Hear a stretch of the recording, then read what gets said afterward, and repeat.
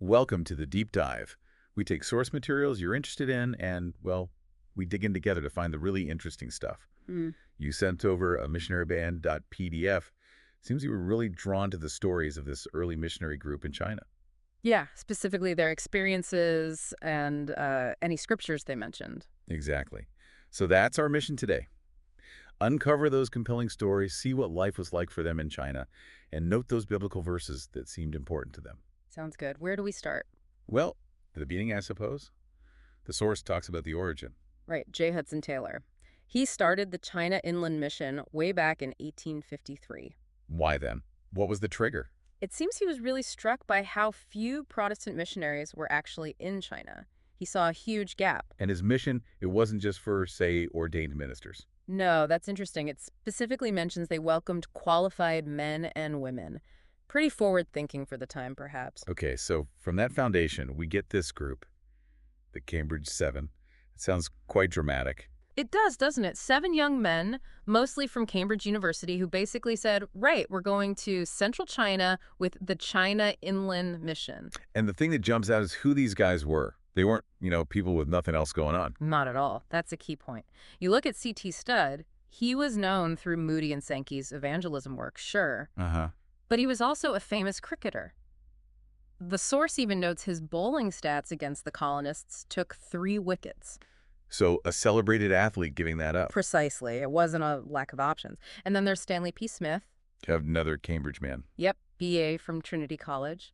And a first-rate oarsman. He was Stroke of the Cambridge Eight in 1882, son of T.H. Smith. Okay, so prominent family, athletic prowess. Exactly. W.W. Castles, also Cambridge, was a curate. D.E. Host had served in the Royal Artillery. A military background, interesting. Yeah, son of a major general. He converted during Moody's mission work and felt called to preach. It's quite the mix. It really is. Montague Beauchamp, another rower, son of Lady Beauchamp, Cecil Henry Polhill Turner, and his brother Arthur Twistleton Polhill Turner, also Cambridge grads. Quite a list. Accomplished backgrounds across the board. And it mentions Studd, Smith, and Beauchamp all went to Repton School. Maybe some shared history there that played a part. So they make the decision. What happens next? The departure. They left London on February 5th, heading for Brindisi first, then on to China. But they didn't just pack up and leave quietly. No. Before they properly set off, Smith and Studd went on this evangelistic tour. Liverpool, Aberdeen, Edinburgh, Glasgow, all over. Wow. So they were already preaching before they even got to China. Absolutely. Jumped right in. And that farewell meeting in Cambridge, the source makes it sound like a huge event. How so? It emphasizes the mix of people volunteering, but they all had this simple, clear reason for going. Described as maybe the most memorable missionary meeting Cambridge had seen, it apparently affected many beyond just the university. That's powerful. And there was a specific Bible verse shared with them as they left. Yes, Joshua 1.9, someone from Cambridge gave it to them. Have not I commanded thee? Be strong and of a good courage. Be not afraid, neither be thou dismayed, for the Lord thy God is with thee whithersoever thou goest. You can imagine how much they might have needed that reassurance heading into such an unknown situation. Oh, absolutely. Leaving everything, facing a completely different culture, language barriers, potential dangers. That promise of God's presence would have been crucial, like Joshua facing the promised land. Right, a daunting task. Yeah. So the journey itself, anything stand out? Well, they crossed to Brindisi, got on the steamer. The source mentions good weather, a quiet rest initially. But it didn't stay quiet. Apparently not. Interest grew in the meetings they held on board. It led to, well, quite a few conversions. Oh, on the ship. Yeah, stewards, crew members, all of the second-class passengers, it says, including a Scotsman who reportedly found real happiness for the first time. What do you think made their message so effective on that voyage? Hard to know for sure, but maybe their own conviction was just really obvious. Or maybe being at sea, away from normal life, made people more reflective. Could be. A time of transition. Perhaps. They also had daily prayers, shared grace before meals. It seems they lived their faith very openly. And they mention a psalm related to this time. Yes, Psalm 126, verses 2 and 3. Then was our mouth filled with laughter, and our tongue with singing. The Lord hath done great things for us, whereof we are glad. Sounds like they felt genuinely joyful about what was happening. So a positive start to the journey itself. Then they hit Colombo, got a warm welcome. More meetings in Penang and Singapore. The theme there was union with Christ. Okay. And Hong Kong? More hospitality and more conversions mentioned there too. A brother officer, someone else from the ship. Seems like these early encounters really boosted their morale. Right, before they even reached the main destination, Yeah. which was Shanghai first. Yes, Shanghai. They arrived and held a week of special services. And then the group split up. Yeah, which shows the scale of what they were attempting. Studd, Arthur Polhill Turner, and one other headed up the Yangtzes towards Hansheng. The others went north towards Peking. That's a huge distance apart. Massive. And in Shanghai, they took a significant step, adopting native Chinese dress, Including the pigtails. including the pigtails, which wasn't just practical, it was symbolic, a way to identify with the people, break down barriers, maybe. Did it work? Well, there's this one anecdote. A crowd got agitated at their inn in Shanghai. No. But when one of the missionaries appeared in his Chinese clothes, it apparently calmed the situation right down. Huh. So their appearance, their willingness to adapt, had an immediate effect. Seems so. Cecil Polhill Turner also wrote about his initial impression of the Chinese people, saying something like, despite appearances, you could see their potential. Okay, so let's follow the group going upriver. Studd and Arthur Polhill Turner. Right, up the Han River towards Hansheng. An 1,800-mile journey, expected to take 3 months. A month on a river. Wow. Yeah. At the time one letter was written, they were anchored off a city called Laohokio. And the source notes, the gospel had never been preached there before. Really puts their pioneer status into perspective. Definitely. And Cecil Polhill Turner, reflecting on this, talks about the awful position of those without Christ. He quotes Ephesians 2:12, Which says, without Christ, having no hope, and without God in the world. You really feel their urgency behind their mission in words like that. so what was their work actually like once they were further inland? Arthur Polhill Turner's letter from Hingan gives a glimpse. Preaching, handing out tracts. Standard missionary work, maybe? Yes, but also mentions the conversion of temples into places for Christian worship. Converting temples, that's bold. It is, and he quotes Romans 10.14. How shall they hear without a preacher? That seems to be a core motivation. Was it all just preaching in tracts? No, he also mentions the beautiful scenery, and he comments on the patience of the Chinese people they met. Little human touches. Any specific stories of interaction? There's a lovely bit about a village where they got a really warm welcome.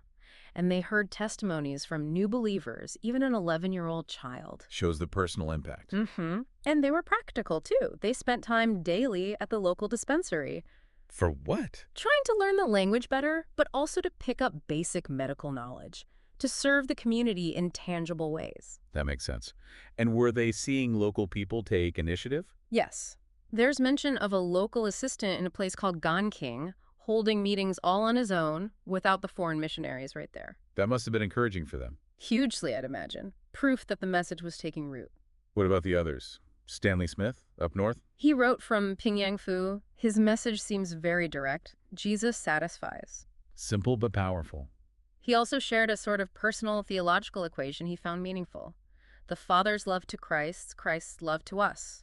And he stressed the importance of the Christian community. Still distributing tracts, too. Oh, yes. Distributing tracts, selling gospels, that seems a constant method. In C.T. Stead, the cricketer.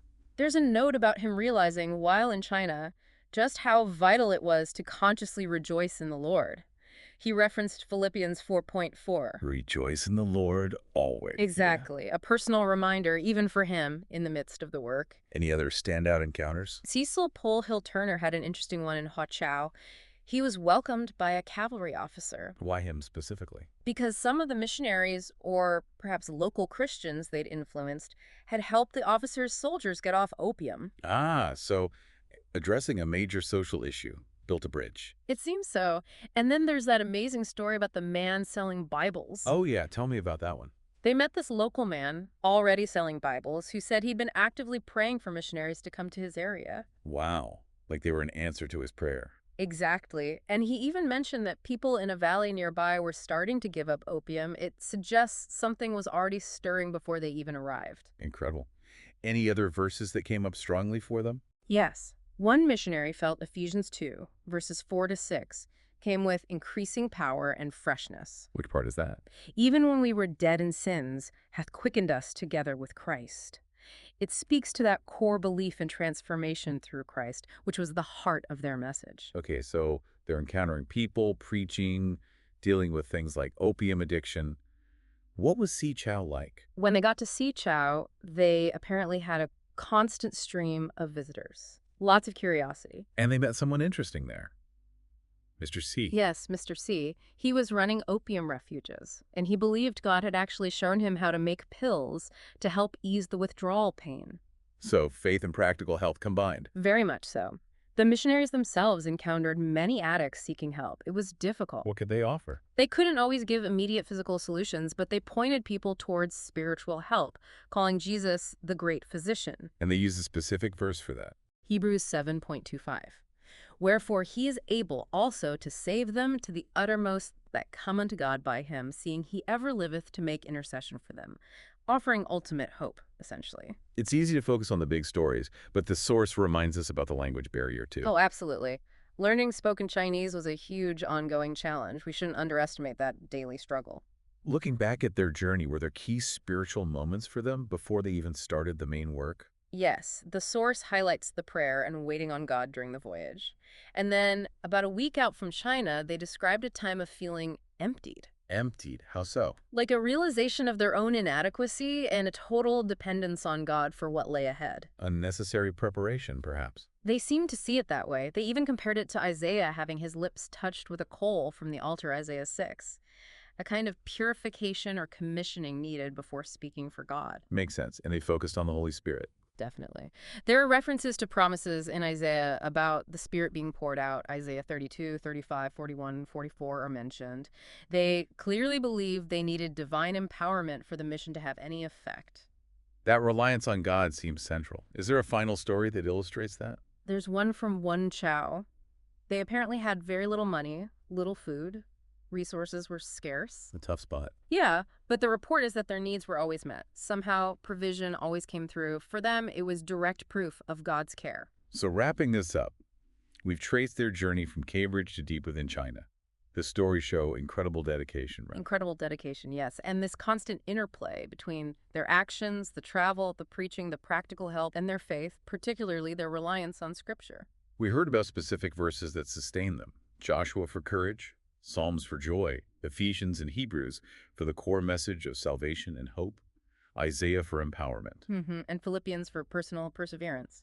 Right. These weren't just abstract beliefs. They seemed deeply woven into their daily struggles and experiences in China. Absolutely.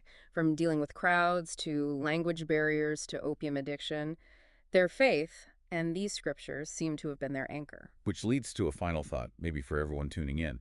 When you hear these very personal stories, these accounts of hardship and faith, and see the specific Bible verses that resonated with these missionaries, what does that tell you about faith in action?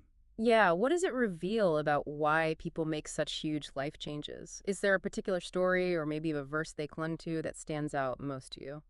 Something to definitely think about. It's a glimpse into a very different time and a very intense form of commitment. It certainly is. Worth reflecting on what motivated them and maybe what motivates us today.